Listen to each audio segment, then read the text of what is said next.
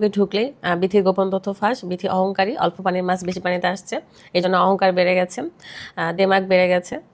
তো একটা কথা বলি, আমি এখন আসছি মেডিকেল থেকে, এখন সকাল 8টা 2 বাজে। এসে জাস্ট ফ্রেশ হয়ে বসছি, আমার কাছে নাস্তাও রেডি করে দিয়েছে, খাবো। তো খাওয়ার আগে ভাবলাম আপনাদেরকে কিছু সত্য কথা বলি।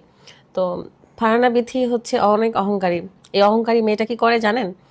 আমি আমার বোন জামাইয়ের জন্য রাজশাহী ইমার্জেন্সিতে ছিলাম, মানে ইমার্জেন্সি মেডিকেলে আর কি। ওখান থেকে কিন্তু আসলাম, টানা 3 রাত ঘুমাই নাই। হয়তো 12 3 4 রাত থাকতে হবে। ওখানেই আমি বসে আছি, ওখানেই আমি টেক কেয়ার করতেছি আমার বোন জামাই, আমার বোনও আছে। তো আমি ওখানে রেখে আসলাম, আবার যাব। আমি কিন্তু একটা ব্লগ করি নাই মেডিকেলে, জাস্ট একটা রিলস আমাকে একটা ভাইয়া তৈরি করে দিয়েছিল, সেটা আপলোড দিয়েছি। তো ফারহানা বিথি, অহংকারী ফারহানা বিথি এরকমই, যাকে ভালোবাসে, নিজের আত্মা দিয়ে ভালোবাসে, তখন তার জন্য সব কিছু করে।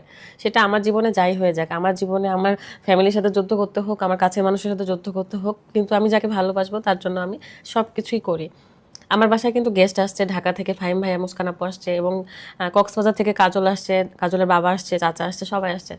তাদেরকেও সময় দিতে হচ্ছে, অ্যান্ড আমি আমার মেডিকেলে গিয়ে অসহায়ের মতো বসে থেকে সময় কাটাচ্ছি। আমার অসুস্থ বোন জামের পাশে বসে থেকে তার সেবা করছি। তো আমার জীবনে কেন জানি এমনই হয়েছে যে আমি আমি যখন আত্মা দিয়ে ভালোবাসি, আমার কাছে যখন কেউ একটু চোখের পানি বের করে, একটু মন খারাপ করে কাছে আসতে চায় বা তার দুঃখের কথা বলে, আমি একটা দুঃখী মেয়ে ছিলাম, এই কারণে অন্যের দুঃখটা বুঝতে পারি। আমার চোখ মুখ দেখলে হয়তো বুঝতে পারবেন যে আমি কত বেশি টায়ার্ড, আমার ঘুম নাই। অ্যান্ড আমি আসছি এখন একটু ঘুমাবো, তো ভাবলাম যে আপনাদের সাথে কথাগুলো শেয়ার করি। ফেসবুকে ঢুকলেই দেখতে পাচ্ছি ফারহানা বিথির অহংকার হয়ে গেছে।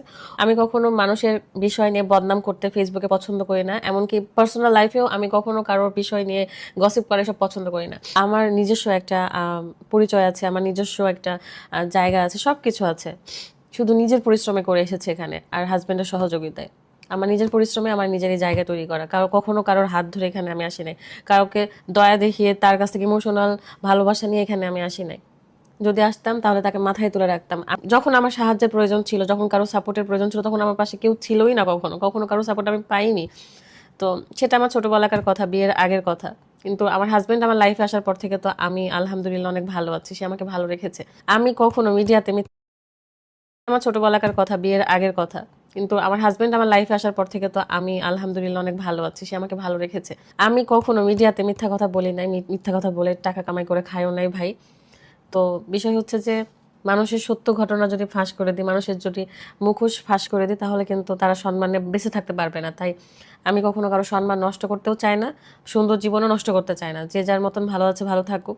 অ্যান্ড আমি আমার মতোই, আমি অতিরিক্ত ইমোশনাল একটা পার্সন, আমাকে সহজে ইমোশনাল করা যায়, এবং আমার কাছ থেকে সবাই চাইলেই অনেক ফায়দা লুটতে পারবে আর কি, নিজের স্বার্থ উদ্ধার করতে পারবে।